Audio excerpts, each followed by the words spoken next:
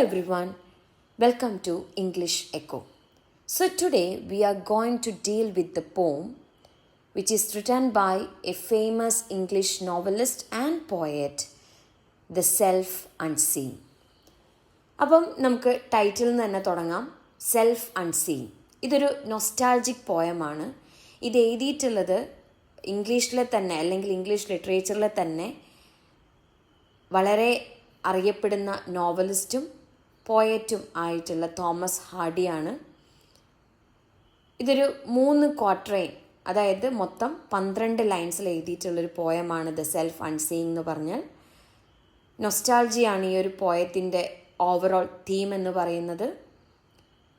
അതായത് നമ്മൾ കുട്ടികളായിരിക്കുന്ന സമയത്ത് നമ്മൾ ഒരുപാട് ജോയ്ഫുള്ളായിട്ടുള്ള ഹാപ്പി ആയിട്ടുള്ള മൊമെൻറ്റിൽ കൂടെ കടന്നു പോകുന്നുണ്ട്. നമ്മുടെ അച്ഛൻ, അമ്മ, നമ്മുടെ സഹോദരങ്ങൾ, ഫാമിലി, റിലേറ്റീവ്സ്, നമുക്ക് ഒരുപാട് ചെറിയ ചെറിയ ചെറിയ ഹാപ്പിനെസ് തരുന്ന ഒരുപാട് കാര്യങ്ങൾ നമ്മുടെ കുട്ടിക്കാലത്ത് സംഭവിക്കുന്നുണ്ട്. പക്ഷേ ഇതൊന്നും നമ്മൾ കുട്ടിയായിരിക്കുന്ന സമയത്ത് നമ്മൾ റെക്കഗ്നൈസ് ചെയ്യുന്നില്ല.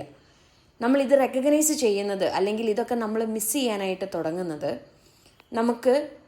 നമ്മളൊരു അഡൾട്ടായിട്ട് മാറുന്ന സമയത്താണ് നമ്മൾ ഈ കാര്യങ്ങളൊക്കെ നമ്മൾ മിസ് ചെയ്യുന്നത്.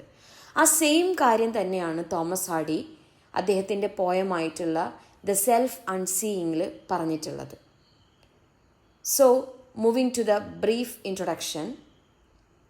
Thomas Hardy was a famous English novelist and poet who wrote during the late Victorian and early 20th century. അതായത് ഇദ്ദേഹം ലേറ്റ് വിക്ടോറിയൻ പീരീഡിലും അതുപോലെ തന്നെ 20-ാം നൂറ്റാണ്ടിൻ്റെ തുടക്കത്തിലും എഴുതിയിരുന്ന ഫേമസ് ആയിട്ടുള്ള ഒരു നോവലിസ്റ്റാണ്, ഒരു പോയറ്റ് കൂടിയാണ് തോമസ് ഹാർഡി. അദ്ദേഹം കൂടുതലായിട്ടും എഴുതിയിരുന്നത് റൂറൽ ലൈഫിനെ പറ്റിയിട്ടും, അതായത് സാധാരണക്കാരായിട്ടുള്ള ഗ്രാമങ്ങളിൽ ജീവിക്കുന്ന ആളുകളെ പറ്റിയിട്ടും, മനുഷ്യന്മാരുടെ ഇമോഷൻ, സങ്കടം, സന്തോഷം, എക്സൈറ്റ്മെൻറ്റ്, അങ്ങനെ ഹ്യൂമൻസിൻ്റെ ഇമോഷൻസിനെ പറ്റിയിട്ടും, and the struggle of ordinary people, സാധാരണക്കാരായിട്ടുള്ള ആളുകളുടെ സ്ട്രഗിൾസിനെ പറ്റിയിട്ടൊക്കെയാണ് അദ്ദേഹത്തിൻ്റെ നോവൽസിലായാലും പോയത്തിലായാലും അദ്ദേഹം എഴുതിയിരുന്നത്. Although he first became famous as a novelist, he later devoted himself to poetry and wrote more than 900 poems. അതായത് അദ്ദേഹം ആദ്യം അറിയപ്പെട്ടിരുന്നത് ഒരു നോവലിസ്റ്റ് എന്ന പേരിലായിരുന്നു. പിന്നീട് അദ്ദേഹം എഴുതിയിട്ടുള്ള നോവൽസിൻ്റെ പേരിൽ കുറച്ച് കോൺട്രവേഴ്സീസും കുറച്ച് ക്രിറ്റിസിസം ഒക്കെ വന്നതിൻ്റെ പേരിൽ അദ്ദേഹം മെല്ലെ പോയട്രിയിലേക്ക് തിരിയുകയും 900ഓളം പോയംസ് അദ്ദേഹം എഴുതുകയും ചെയ്തിട്ടുണ്ട്. The Self Unseen is one of Hardy's reflective poems. It is a nostalgic look at his childhood home and the simple moments of family happiness that he failed to appreciate when he was young. അതായത് കുട്ടിയായിരിക്കുന്ന സമയത്ത് നമുക്ക് ഒരുപാട് സന്തോഷമുള്ള moments ഉണ്ടാകും. പക്ഷെ നമ്മളാരും അതെന്ത് ചെയ്യാറില്ല, വില കൊടുക്കാറില്ല അല്ലെങ്കിൽ അപ്രീഷിയേറ്റ് ചെയ്യാറില്ല. പക്ഷെ നമ്മളിതെല്ലാം ചെയ്യുന്നത് അഡൽട്ടായിട്ട് മാറിയതിന് ശേഷം നമ്മൾ ചൈൽഡ്ഹുഡ് മിസ് ചെയ്യുമ്പോഴാണ് ഈ ഒരു കാര്യങ്ങളെല്ലാം, ഈ ഒരു സ്മോൾ ഹാപ്പിനെസ്സുകളെല്ലാം നമ്മൾ അപ്രീഷിയേറ്റ് ചെയ്യാനായിട്ട് തുടങ്ങുന്നത്. അപ്പോൾ അതുകൊണ്ട് തന്നെ ഇദ്ദേഹവും എന്ത് ചെയ്യാണ്, ആ ഒരു നൊസ്റ്റാൾജിയനെയാണ് ഈ ഒരു പോയത്തിൽ കൂടെ നമുക്ക് കാണിച്ചു തരുന്നത്. Through this poem, Hardy shows how people often recognize the value of their joyful experience only after time has passed. അതായത് സമയം മുന്നോട്ട് നീങ്ങിയതിന് ശേഷം എങ്ങനെയാണ് ആ ഒരു ചെറിയ കാര്യങ്ങൾ പോലും നമ്മൾ റെക്കഗ്നൈസ് ചെയ്യാനായിട്ട് തുടങ്ങുന്നത്, ആ ഒരു ചെറിയ കാര്യത്തിൽ പോലും എങ്ങനെയാണ് നമ്മൾ സന്തോഷം കണ്ടെത്താനായിട്ട് ശ്രമിക്കുന്നത് എന്നുള്ള കാര്യങ്ങളെ പറ്റിയിട്ടാണ് തോമസ് ഹാർഡി ഈ ഒരു പോയത്തിൽ പറയുന്നത്. So moving to the summary or the brief summary of the poem. The Self Unseen is a nostalgic poem. ഞാൻ നേരത്തെ പറഞ്ഞതുപോലെ തന്നെ ഇതൊരു നൊസ്റ്റാൾജിക് പോയമാണ്, ഓർമ്മകളെ പറ്റി പറയുന്നൊരു പോയമാണ്. Where Thomas Hardy revisit his childhood home. ഈ ഒരു പോയത്തിൻ്റെ സ്പീക്കർ എന്ന് പറയുന്നത് തോമസ് ഹാർഡി തന്നെയാണ്. അദ്ദേഹം എന്ത് ചെയ്യാണ്, അദ്ദേഹത്തിൻ്റെ കുട്ടിക്കാലത്ത് അദ്ദേഹം താമസിച്ചിരുന്ന ആ ഹോമിലേക്ക് ഒരു റീവിസിറ്റ് നടത്തുന്നതുമായിട്ട് ബന്ധപ്പെട്ടിട്ടാണ് അദ്ദേഹം ഈ ഒരു കവിത എഴുതിയിട്ടുള്ളത്. He remember his parents, his mother sitting warmly by the fire and his father playing music for the family. അപ്പം കുട്ടിക്കാലത്തെ പറ്റി ആലോചിക്കുന്ന സമയത്ത് ഒബ്വിയസ്ലി അദ്ദേഹം ആരെ പറ്റി ആലോചിക്കും? അദ്ദേഹത്തിൻ്റെ പാരൻസിനെ പറ്റി ആലോചിക്കും. ഈ കവിതയിലും അദ്ദേഹം അദ്ദേഹത്തിൻ്റെ പാരൻസിനെ പറ്റി ആലോചിക്കുന്നുണ്ട്. അദ്ദേഹത്തിൻ്റെ അമ്മേനെ പറ്റിയും അച്ഛനെ പറ്റിയും ആലോചിക്കുന്നു. അമ്മേനെക്കുറിച്ച് ഓർക്കുന്ന സമയത്ത് അമ്മ എന്ത് ചെയ്യാണ്? ഒരു ഫയറിൻ്റെ മുന്നിൽ, അതായത് നമ്മൾ തണുപ്പുള്ള സ്ഥലങ്ങളിലൊക്കെ കുറച്ച് വാം ആവാനായിട്ട് ഫയർ ഉപയോഗിക്കും. ആ ഫയറിൻ്റെ മുന്നിൽ ഇരുന്നു കൊണ്ട് ചിരിക്കുന്ന അമ്മയുടെ മുഖവും, അപ്പം അമ്മേനെയും അല്ലെങ്കിൽ കുട്ടികളെയും സന്തോഷിപ്പിക്കാനായിട്ട് ഒരു ഫിഡിൽ വായിക്കുന്ന അച്ഛൻ്റെ മുഖവുമാണ് തോമസ് ഹാർഡിക്ക് ഓർമ്മ വരുന്നത്. As a child Hardy enjoyed the happy time but did not realise its important later. അപ്പോൾ കുട്ടിയായിരിക്കുന്ന സമയത്ത് ആ ഒരു ടൈമും അല്ലെങ്കിൽ ആ ഒരു ഫാമിലീൻ്റെ കൂടെയുള്ള ആ ഒരു സന്തോഷവും ഒക്കെ അദ്ദേഹം എൻജോയ് ചെയ്തിട്ടുണ്ട്. പക്ഷേ ആ ഒരു സമയത്ത് ആ ഒരു സന്തോഷത്തിൻ്റെ ഇമ്പോർട്ടൻസ് അദ്ദേഹം മനസ്സിലാക്കിയിരുന്നില്ല. നമ്മളെല്ലാവരും അങ്ങനെ തന്നെയാണ്. കുട്ടിയായിരിക്കുന്ന സമയത്ത് നമ്മൾ ആ ഒരു ചൈൽഡ്ഹുഡ് മെമ്മറീസിൻ്റെ അല്ലെങ്കിൽ ചൈൽഡ്ഹുഡ് ഹാപ്പിനെസ്സിൻ്റെ വാല്യൂ നമ്മൾ മനസ്സിലാക്കുന്നില്ല. പക്ഷേ പിന്നീടാണ് അദ്ദേഹം എന്ത് ചെയ്യുന്നത്? ഈ ഒരു ലൈഫിൻ്റെ അല്ലെങ്കിൽ ചൈൽഡ്ഹുഡിൻ്റെ അല്ലെങ്കിൽ ചൈൽഡ്ഹുഡ് ഹാപ്പിനെസ്സിൻ്റെ ഇമ്പോർട്ടൻസ് അദ്ദേഹം മനസ്സിലാക്കുന്നത്. Only as an adult he understands how precious those moments were. അപ്പം അഡൾട്ട് ആയതിനു ശേഷം മാത്രമാണ് എത്രത്തോളം പ്രഷ്യസ് ആയിരുന്നു ആ ഒരു ചൈൽഡ്ഹുഡ് എന്ന് അദ്ദേഹത്തിന് മനസ്സിലാകുന്നത്. സോ ഇതാണ് ഈ ഒരു പോയത്തിൻ്റെ ഓവറോൾ സമ്മറി എന്ന് പറയുന്നത്. അതുപോലെ ഈ ഒരു പോയത്തിൻ്റെ അകത്ത് പറയുന്നത് ഒരു 2-3 പോയിന്റ് കൂടെ പറയുന്നുണ്ട്. Happiness lies in simple family moments. സന്തോഷം എന്ന് പറയുന്നത് എന്താണ്? സന്തോഷം നിൽക്കുന്നത് എവിടെയാണ്?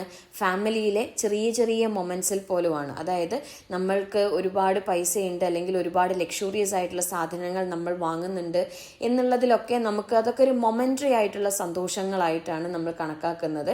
പക്ഷേ ഫാമിലിയിൽ എന്തെങ്കിലും ചെറിയ കാര്യങ്ങൾ വരുന്ന സമയത്ത് ആ കാര്യങ്ങളിലായിരിക്കും നമ്മൾ കുറച്ചും കൂടി എന്ത് ചെയ്യുന്നത്?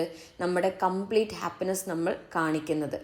സോ പിന്നീട് പറയുന്നത് humans fail to value experience while living them. അതായത് ജീവിക്കുന്ന സമയത്ത് നമ്മൾ നമ്മുടെ ആ ഒരു ജീവിതത്തിൻ്റെ എക്സ്പീരിയൻസുകളെ വാല്യൂ ചെയ്യാനായിട്ട് നമ്മൾ മറന്നു പോകുന്നതായിട്ട് കാണാം. And appreciation comes only in hindsight. അതായത് ആ ഒരു ഓർമ്മകളെയൊക്കെ പിന്നീട് നമ്മൾ അപ്രീഷിയേറ്റ് ചെയ്യുന്നത് എപ്പോഴാണ്? നമ്മുടെ ഒരു അഡൾട്ടായിട്ട് മാറിക്കഴിയുന്ന സമയത്ത്, അതായത് ജോലി തിരക്കും അങ്ങനെയുള്ള ഫാമിലി റെസ്പോൺസിബിലിറ്റീസൊക്കെ വന്നു കഴിയുന്ന സമയത്താണ് ഞാൻ ജീവിച്ചിരുന്നത്, അതായത് കുട്ടിക്കാലത്തിൻ്റെ ജീവിതം എത്ര മനോഹരമായിരുന്നു എന്ന് നമ്മൾ ഓർത്തെടുക്കുക എന്നാണ് തോമസ് ഹാർഡി പറയുന്നത്. പിന്നെ ഞാൻ നേരത്തെ പറഞ്ഞതുപോലെ ഇതിൽ തീംസ് ആയിട്ട് വരുന്നത് ഒന്ന് ഒബ്വിയസ്ലി നൊസ്റ്റാൾജിയ തന്നെയാണ്. രണ്ടാമത്തത് ഫാമിലി വാംത്താണ്. മൂന്നാമത്തത് മെമ്മറി ആൻഡ് റിഗ്രറ്റ്. നാലാമത്തത് പാസേജ് ഓഫ് ടൈം. അഞ്ചാമത്തത് ഹ്യൂമൻ ബ്ലൈൻഡ്നെസ്. ഇത്രയും കാര്യങ്ങളാണ് ഈ ഒരു കവിതയിൽ തീംസ് ആയിട്ട് വരുന്നത്. ഇനി നമുക്ക് poem line by line explanation നോക്കാം. So here is the ancient floor, foot worn and hallowed and thin. Here was the former door where the dead feet walked in. അപ്പം ആദ്യത്തെ ഒരു സ്റ്റാൻസ 1 പറയുന്ന എന്താണ്? Here is the ancient floor. ഇദ്ദേഹം താമസിച്ചിരുന്ന ആ ഒരു ചൈൽഡ്ഹുഡിൽ താമസിച്ചിരുന്ന വീട്ടിലേക്ക് റീവിസിറ്റിന്, അതായത് വീണ്ടും ഒന്ന് നോക്കാൻ വേണ്ടി പോവുകയാണ്. അപ്പോൾ അദ്ദേഹം പറയുകയാണ്, ഇവിടെയായിരുന്നു ആ പഴയ ഫ്ലോർ, ആ പഴയ നിലം ഇവിടെയായിരുന്നു. അച്ഛനും അമ്മയും കുട്ടിയായിരുന്ന ഞാനും ഒക്കെ ഓടിക്കളിച്ചിരുന്ന ആ ഒരു ആൻഷ്യൻറ്റ് ഫ്ലോർ ഇവിടെയായിരുന്നു. Foot worn and hollowed and thin. പക്ഷേ ഇപ്പം അതെന്തായി മാറിയിട്ടുണ്ട്? ആളുകൾ നടന്ന് അത് കാല്, അതായത് ഫുട്ട് വോൺ എന്ന് പറഞ്ഞിട്ടുണ്ടെങ്കിൽ ഒരുപാട് സമയം നമ്മളിങ്ങനെ അല്ലെങ്കിൽ ഒരുപാട് കാലം നമ്മളിങ്ങനെ നടന്നു കഴിയുന്ന സമയത്ത് നമ്മുടെ ഫുട് സ്റ്റെപ്സ് കാരണം അത് എന്തായിപ്പോവും? വോൺ ഔട്ടായിപ്പോവും. അപ്പം അങ്ങനെ ആ നിലം എന്തായി പോയിട്ടുണ്ട്? വോൺ ഔട്ടായി പോയിട്ടുണ്ട്. അതുപോലെ തന്നെ ചില സ്ഥലങ്ങളിൽ അത് ഹോളോഡ് ആയിട്ടുണ്ട്, തുളകൾ വന്നിട്ടുണ്ട്. അതുപോലെ അതിൻ്റെ കട്ടിയൊക്കെ കുറഞ്ഞ് തിന്നായി മാറിയിട്ടുണ്ട് എന്നാണ് അദ്ദേഹം പറയുന്നത്. Here was the former door. പിന്നീട് അദ്ദേഹം പറയുമായിരുന്നു, ഇവിടെ ആയിരുന്നു ആ പഴയ വാതിൽ എന്നാണ്. അതായത് കുട്ടിക്കാലത്ത് ഇദ്ദേഹം താമസിച്ചിരുന്ന വീടിൻ്റെ ആ ഒരു പഴയ വാതിൽ ഇവിടെയായിരുന്നു. ഇവിടെ വാതിൽ അഥവാ ഡോർ എന്നുള്ളതിന് ഒരു സിംബോളിസം ഉണ്ട്. ആ ഡോറിനെ ഇവിടെ സൂചിപ്പിക്കുന്നത് പാസേജ് ഓഫ് ലൈഫ് എന്നുള്ളത് കൂടിയാണ്.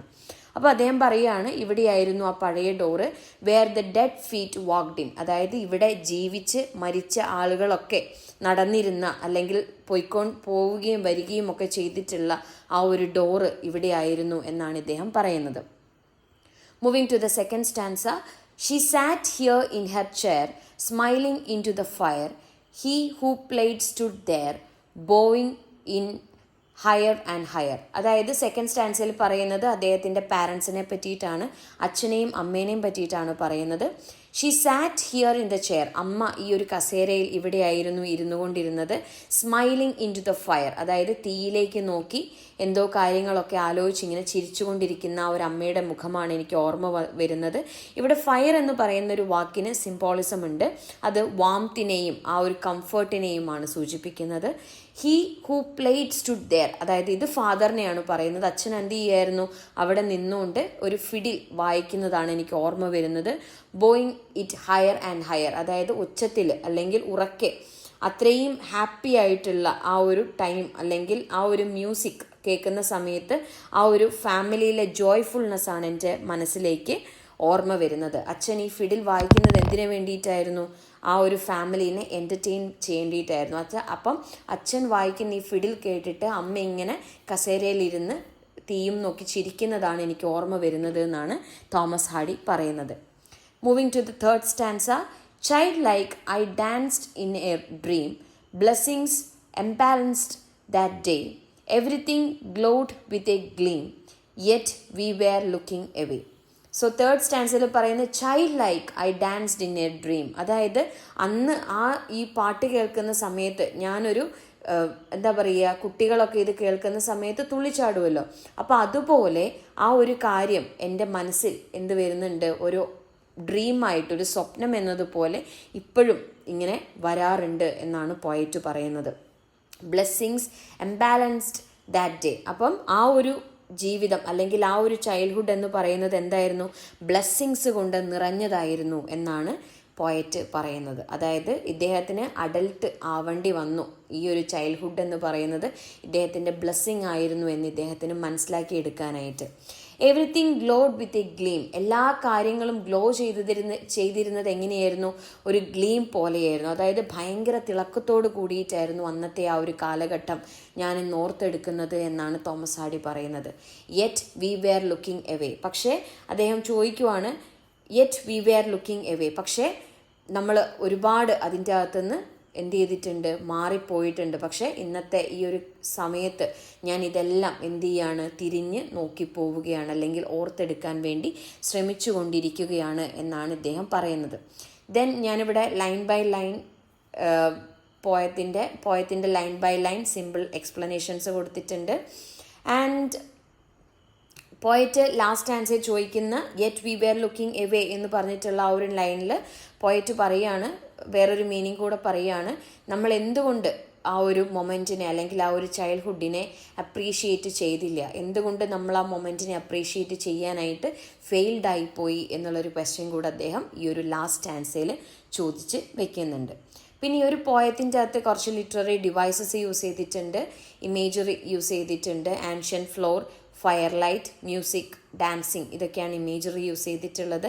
പിന്നെ സിംബോളിസംസ് യൂസ് ചെയ്തിട്ടുണ്ട്. ഡോറ് ഒരു സിംബോളിസമാണ്, ഫയർ ഒരു സിംബോളിസമാണ്, മ്യൂസിക് ഒരു സിംബോളിസമാണ്. പിന്നെ അതുപോലെ ഞാൻ ഇതിൻ്റെ അകത്ത് ഈ ഒരു വീഡിയോയ്ക്കകത്ത് നമ്മുടെ ടെക്സ്റ്റിൻ്റെ ബാക്കിലുള്ള ഷോർട്ട് ആൻസർ ക്വസ്റ്റ്യൻസ് കൊടുത്തിട്ടുണ്ട്. 2 മാർക്സിൻ്റെയും കൊടുത്തിട്ടുണ്ട്, അതുപോലെ തന്നെ പാരഗ്രാഫിൻ്റെ ക്വസ്റ്റ്യൻസും കൊടുത്തിട്ടുണ്ട്. ഓക്കെ, അപ്പം എന്തെങ്കിലും ഡൗട്ടും കാര്യങ്ങളും ഉണ്ടെങ്കിൽ വീഡിയോൻ്റെ അടിയിൽ കമൻറ്റ് ചെയ്യുക. വീഡിയോ ഇഷ്ടപ്പെട്ടെങ്കിൽ ഒന്ന് ലൈക്ക് ചെയ്യുക, ചാനൽ സബ്സ്ക്രൈബ് ചെയ്യുക. ഓക്കെ, അപ്പം അടുത്ത വീഡിയോ ആയിട്ട് വരുന്നിടം വരെ എല്ലാവർക്കും ഓക്കെ, ബൈ, താങ്ക് യു.